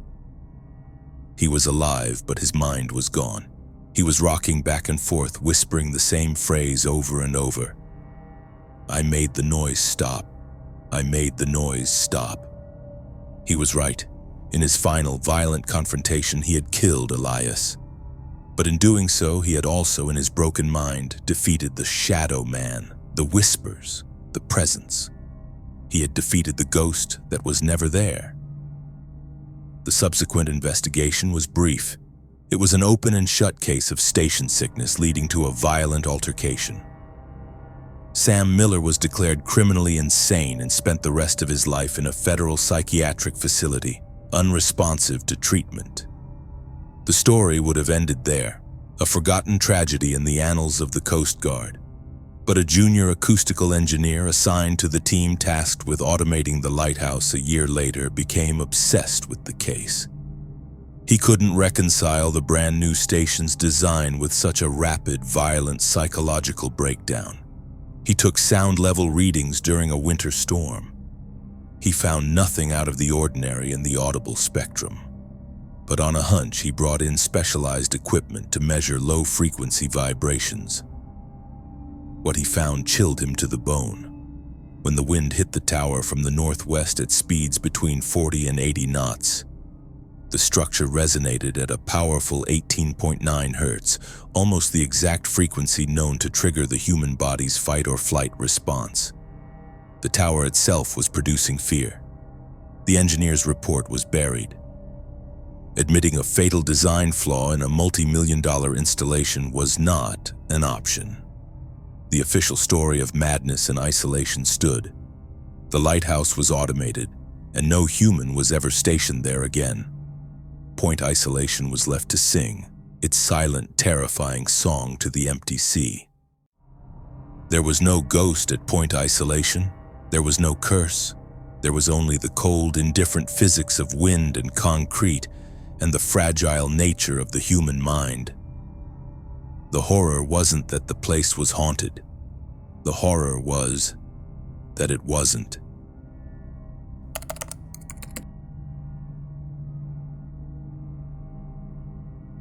The tragedy at the Eldred Rock Lighthouse during the winter of 1927 is remembered, if at all, as a classic ghost story. It has all the right ingredients: a remote Alaskan outpost, 2 isolated keepers, a detailed journal of spectral encounters, and a grim, mysterious end. For decades, the tale was whispered among Coast Guard crews as a cautionary example of station sickness, a quaint term for madness. But the truth is far more mundane, and therefore far more terrifying. The ghost at Eldred Rock was real. It just wasn't what they thought it was. The 2 men assigned to the station were head keeper George Watson and his assistant, a young man named Peter Holloway. Eldred Rock, a lonely octagonal lighthouse in the middle of the Lynn Canal, was known for its oppressive silence and the biting winter winds. George was a man of practicality. In his late 40s, he was a stoic, God-fearing individual who believed in hard work, the reliability of machinery, and the clear distinction between the living and the dead. Peter was his foil.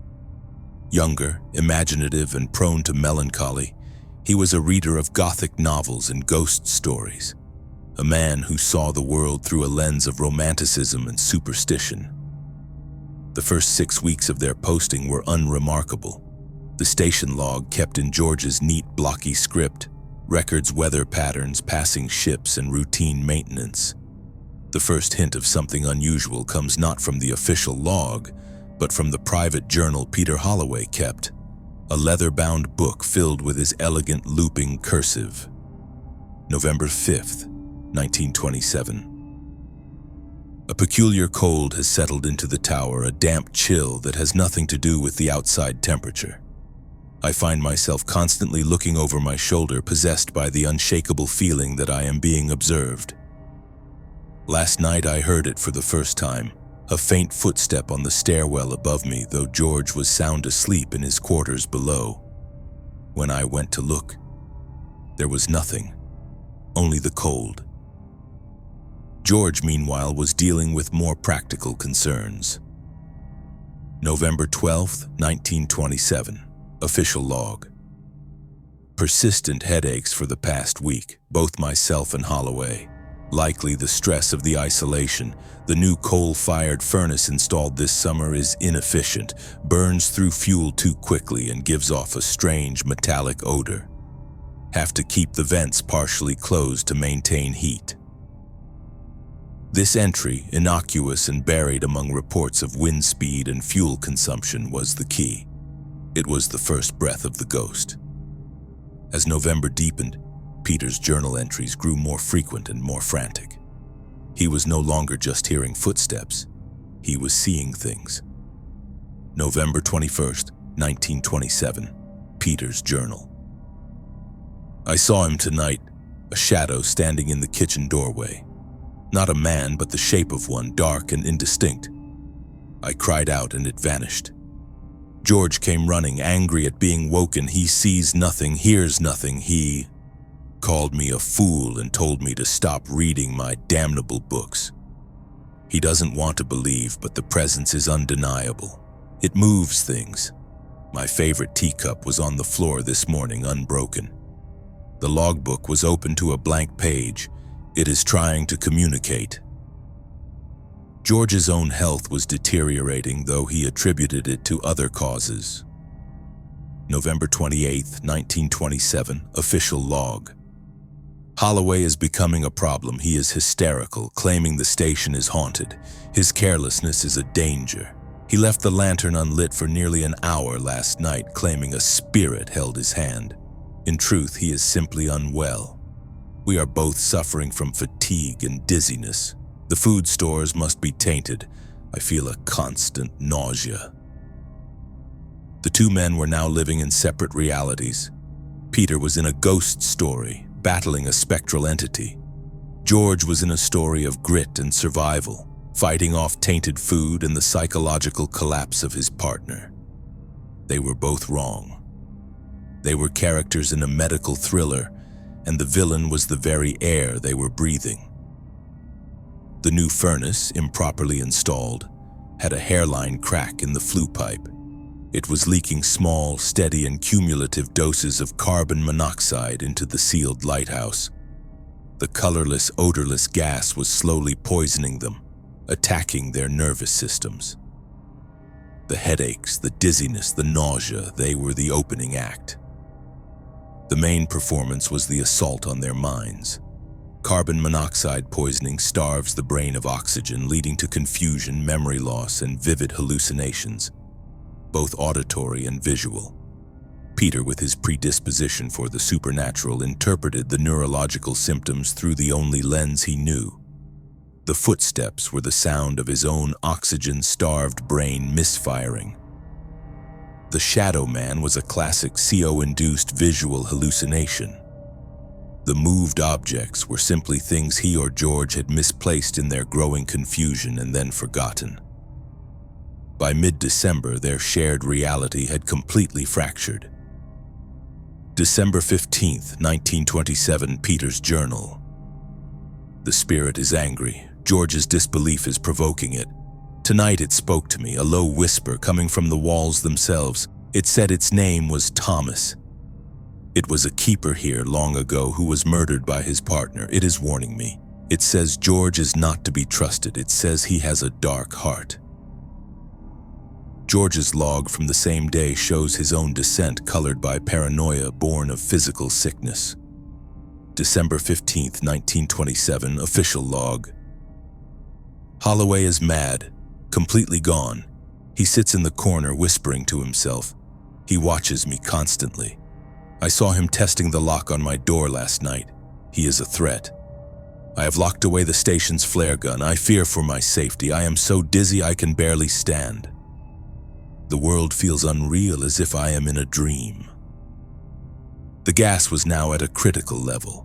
Both men were suffering from severe cognitive impairment. They were trapped in a feedback loop of fear and suspicion, each man's paranoid behavior confirming the other's poisoned delusions. Peter saw a murderer in George. George saw a madman in Peter. The final entries are tragic and terrifying. Peter's journal for December 24th, Christmas Eve. Thomas has shown me the truth. He showed me how it will happen. George will come for me tonight with a wrench from the generator room. He will try to silence me just as his kind silenced Thomas. But I will be ready. Thomas has told me how to defend myself. It is a tragedy, but it is his will, not mine. The final entry in the official logbook is from George Watson, written on the same night. His handwriting is a barely legible scrawl. Dizziness is overwhelming. The whole room is spinning. Holloway has barricaded himself in his room. I can hear him talking to his ghost. He is planning something. I need to get the flare gun. I need to signal for help. He is going to kill me. I can't breathe. So cold. On January 5, 1928, the relief tender arrived at Eldred Rock for a scheduled supply drop. They received no answer to their hails. A boarding party forced the main door. They found George Watson first. He was slumped at the base of the furnace in the lower level, dead. The coroner would later determine the cause of death as acute carbon monoxide poisoning. He had likely collapsed while trying to tend the furnace, the source of his demise. They found Peter Holloway in his room on the upper level. He was also dead. He was lying on his bunk, a peaceful expression on his face. The cause of death was also determined to be CO poisoning. He had likely passed away in his sleep, but on the floor next to his bunk was a heavy wrench from the generator room. And Peter Holloway's journal was on his nightstand, open to the final chilling entry. For years, the story was told as a supernatural thriller. The tale of a murdered keeper's ghost and the young man it drove to madness and perhaps to the brink of a murder he was too weak to commit. Peter's journal was treated as a primary source, a true account of a haunting. It became one of the great ghost stories of the U.S. Lighthouse service. The truth wasn't uncovered until 1983 when a historian researching the station's history came across the original maintenance logs from 1927. He cross-referenced the installation of the new furnace with the keeper's logbook entries detailing their symptoms. He consulted with medical experts and toxicologists. The ghost was exorcised by science. There was no spirit named Thomas. There was no murder plot. There was only a faulty furnace, a cracked flue, and a colorless, odorless gas that methodically dismantled the minds of two men, turning them against each other. It fed Peter's imagination with terrifying visions and fueled George's decline with paranoia and sickness. The ghost at Eldred Rock was real. It was a silent, invisible killer that they had invited into their home to keep them warm. They died not because the lighthouse was haunted, but because it was poorly ventilated. And that, perhaps, is the most chilling truth of all. Sometimes the most terrifying monsters are the ones we cannot see, the ones we breathe in, the ones we create ourselves out of nothing more than poisoned air and a good story.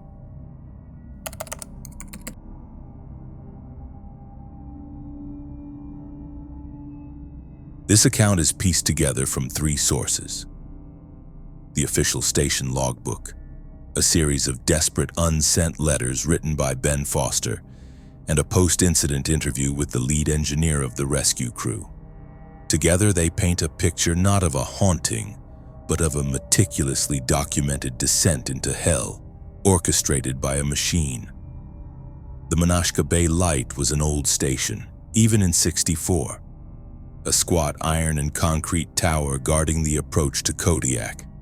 Its pride and its curse was its diaphone foghorn, a behemoth of compressed air and metal that produced a deafening two-tone blast, a deep, gut-wrenching gronk, followed by a mournful, decaying "ooh" that could be heard for 20 miles. It was designed for the thickest of fogs, a sound meant to save lives. It was not meant to be a constant companion. Frank Gable was the head keeper, a man in his 50s, as weathered and reliable as the lighthouse itself. He was a man of routine and quiet competence. He understood the machine, respected it, and knew its every quirk. Ben Foster was 23, his first real posting. He was eager, sharp, and utterly unprepared for the psychological warfare the station was about to wage on him. For the first month, all was well. The weather was clear, the horn was silent. Ben's letters home are filled with the romance of the job, the endless sea, the stark beauty, the satisfying rhythm of the work. Then on November 18th, the fog rolled in and the horn came on. November 18th, 1964, official log. F. Gable, heavy fog since 0400, horn operational, visibility less than 1/4 mile. The fog lasted 3 days. For 72 hours, the horn blasted every 2 minutes. It was jarring but manageable. It was the job. On November 21st, the fog lifted. The sky was crystal clear. The horn did not stop. November 23rd, 1964, official log. F. Gable. Fog has cleared. Horn timer mechanism has failed. The horn is firing continuously on a 2-minute cycle. Attempted manual override. No response. The shutoff valve is seized. Will require tools from the main workshop. The main workshop was on the lower level of the horn house, a separate building perched at the edge of the cliff, connected to the main tower by a narrow, windswept catwalk. The shutoff valve was located near the horn's massive exterior trumpets, exposed to the full fury of the Alaskan weather. The experiment begins. The first few days were an exercise in frustration. Frank, the seasoned mechanic, worked tirelessly on the valve, his face grim. Ben assisted, ferrying tools and coffee. The constant deafening blast made communication impossible. They resorted to hand signals and shouted words in the brief silence between blasts. November 24th, 1964, Ben Foster's unsent letter. Dear Maria, I don't know if I can take this. The horn won't stop. It's been 3 days, 3 days of gronk. Ooh, every 120 seconds. Even with cotton in my ears, it's not a sound you hear. It's a physical force. It shakes the fillings in your teeth. It vibrates up through the floor into your bones. Sleep is impossible. I lie down, and just as I start to drift off, the blast jolts me awake, my heart pounding. Frank says he'll have it fixed soon. He has to. He didn't. The valve was rusted solid. Days turned into a week. Their world was now measured in 120-second increments of dread. The silence was no longer a respite. It was a period of agonizing anticipation. The cracks appear. Prolonged sleep deprivation is not a gentle decline. It is a violent shattering of the self. Memory is the first casualty. December 2nd, 1964, official log. F. Gable, day 11. Valve will not budge. Foster is becoming useless. Sent him for a 1-inch wrench. He came back with a hammer. His hands shake. He claims I am moving his things to confuse him. Ben's letters tell another story. December 5th, 1964, Ben Foster's unsent letter. Maria, Frank is turning against me. The sound is getting to him. He talks to himself. No, not to himself. He talks to the horn. I saw him today, standing on the catwalk, shouting at it between blasts. He blames me. He says I'm not trying hard enough. Last night I woke up and he was standing over my bed just watching me. When I asked what he was doing, he said he was just checking the pressure. His eyes looked empty. Paranoia was the next stage. They were trapped in a concrete box with a screaming monster, and the only other human was becoming the enemy. They began to suspect each other of sabotage, of madness. Their arguments, shouted over the din, became more frequent, more vicious. The descent into psychosis. After 2 weeks, reality began to fray. The brain, starved of restorative sleep, starts to create its own. Hallucinations begin. December 12, 1964, Ben Foster's unsent letter. The horn is talking. I know how crazy that sounds, but it is. It's not just a noise anymore. In the ooh part, I can hear a voice, a low, mournful voice. It's saying my name. Bean. It's calling for me. Frank hears it too. I know he does. He just pretends not to. He says it's just the wind, but the wind doesn't know my name. The human mind seeks patterns. In the chaotic overtones of the diaphone's decay, Ben's desperate brain was finding a signal in the noise. He was losing the battle. Frank, older and perhaps more resilient, was losing in a different way. His methodical mind was being eroded. His log entries, once precise, became rambling and disjointed. December 18, 1964. Official log. F. Gable, day 27. The sound is a voice, a command. It demands a sacrifice, a price for the silence. The machine is hungry. It needs something to be fixed. A broken part. A broken man. Foster understands. He keeps looking at the horn. He knows what it wants. He knows one of us has to fix it for good. By this point, both men were deeply psychotic. They had created a shared delusion, a twisted mythology to explain their torment. The horn was no longer a broken machine. It was a malevolent deity, and it demanded a sacrifice. The final blast. The end came on December 21st during a raging blizzard. The wind and snow created a whiteout, making the catwalk to the horn house a treacherous passage. The last entry in the logbook is in Frank's hand. The writing is wild, almost illegible.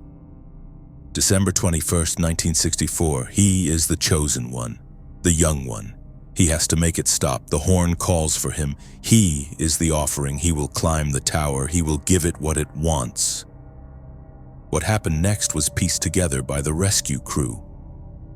They believed that Frank, in his madness, convinced Ben that the only way to silence the horn was to climb the horn house tower itself and manually dislodge the vibrating diaphragm from the outside while it was blasting.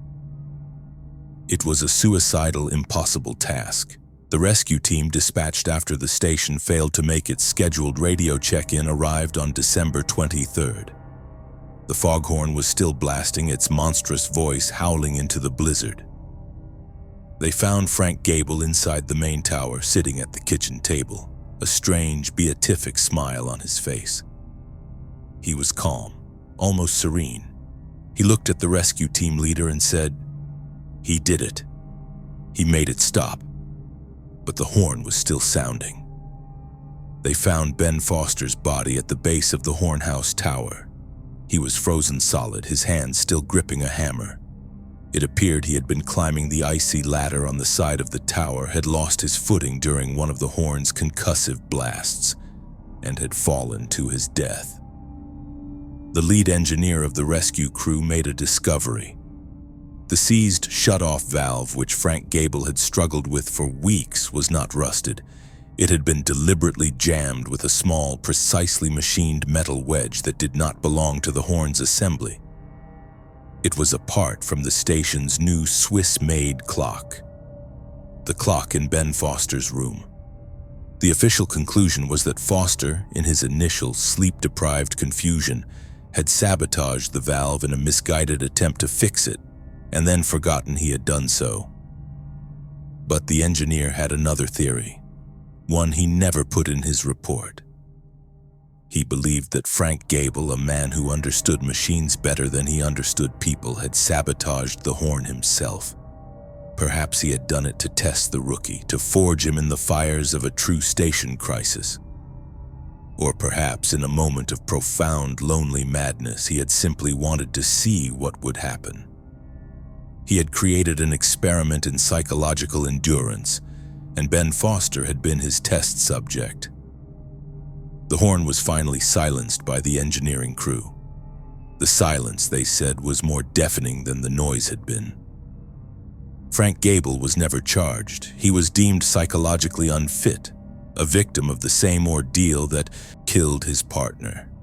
He lived out his days in a quiet institution where the nurses reported he had one strange obsession. He could not tolerate silence. He kept a small, battery-powered fan running by his bed at all times, not for the breeze, but for the steady, monotonous hum, a sound to keep the other sounds at bay.